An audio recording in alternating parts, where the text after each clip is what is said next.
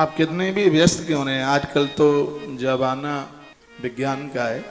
आपने 10-20-50 हजार रुपए का मोबाइल लिया, इसको ठीक से यूज करो, इसमें अच्छी चीजें सुनो, बढ़िया चीजें सुनो। इतनी दवाई औषधियों की बातें, इतनी वीडियो लोग डालते हैं, ऐसा लगता है पूरा देश रोगियों से ज्यादा डॉक्टर हो गए।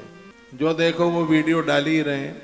हाँ, अच्छा लगता है, ठीक लगता है, बढ़िया लगता है, फॉलो कीजिए और उस तरीके से जीने की कोशिश कीजिए, आनंद हो जाएगा। आप मेरी बहुत बातें सुनते हैं, ये भी सुन लीजिए।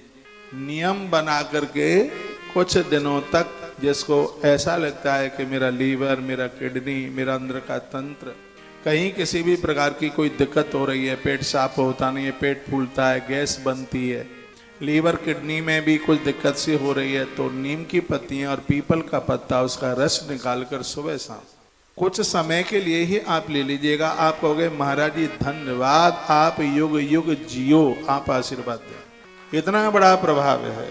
महात्मा भागवत ने बहुत कुछ इसके ऊपर लिखा है, बहुत अद्भुत बातें कही हैं। और जो कोई ऐसा पेशेंट है, उसको कोई ऐसी दिक्कत है, तो यह जरूर लीजिएगा। सर्दियों में तो ज़्यादा ठंड करता है वो, तो इस समय तो मौसम इसके लिए बड़ा बढ़िया है, वो ठीक है। बहुत देसी सी बातें मैं आपको निवेदित करता रहता हूँ, तो उनमें से आज मैंने ये भी एक बात कही है। तो ये सब दवाइयाँ बताकर मैं आपके स्वास्थ्य को ठीक देखना चाहता हूँ, और कथा सुना करके मैं आपके मस्तिष्क को बढ़िया देखना चाहता हूँ।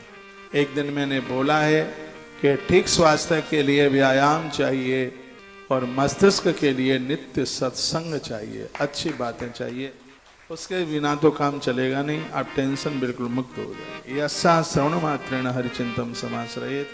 भगवान की कथा सुनने मात्र से भगवान हरि हृदय में आके विराजित हो जाता है। हरि स्पष्ट वर्णन है का कहा गया है कि यस्सा श्रवण मात्रेण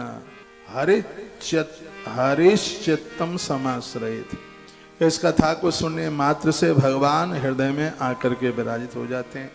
ग्रंथो अष्टादश सहस्रो द्वादश स्कंद संहिताम।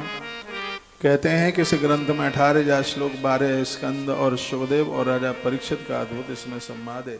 यह भागवत शास्त्र ध्यान दे करके सुनना है। ध्यान देने में बातें मत कीजिए, बिना कारण के खड़े होकर मन जाइए और सोइए मत।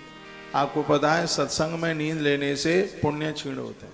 हाँ, सत्संग में नींद न आवे, इसलिए कहा जाता है कि बिना रोटी खा करके कथा, सुबह के टाइम हम कथा क्यों कर रहे हैं, तो हो सके आप बिना अन्न के कथा सुन लें। मैं तो 9 ही बजे आकर के बैठ जाऊं, लेकिन आप फ्री नहीं होते हैं, आप इधर उधर चले जाते हैं, कोई दिखता नहीं है, कोई परिक्रमा, कोई बिहारी जी का दर्शन। ये तो मेरा तो मन ये था कि 9:30 बजे से 1 बजे तक आपको कथा सुना देता, लेकिन आपकी उपस्थिति न होने की वजह से कथा में विलंबता हो जाती है। यह जीव तभी तक अज्ञान में संसार चक्कर में भटकता है जब तक क्षण भर के लिए भी कानों में भागवत शास्त्र जैसे पवित्र ग्रंथ की कथा उसके कानों में नहीं। ये कथा निश्चित रूप से जीव का कल्याण करती है। बहुत से शास्त्र और पुराण सुनने से जो पुण्य प्राप्त होता है, उससे ज्यादा सिर्फ भागवत सुन करके उस फल की प्राप्ति होती है। सावन में शिव महापुराण, कार्तिक में हरिवंश पुराण, और 12 महीनों में किसी भी महीने में श्री मद भागवत महापुराण।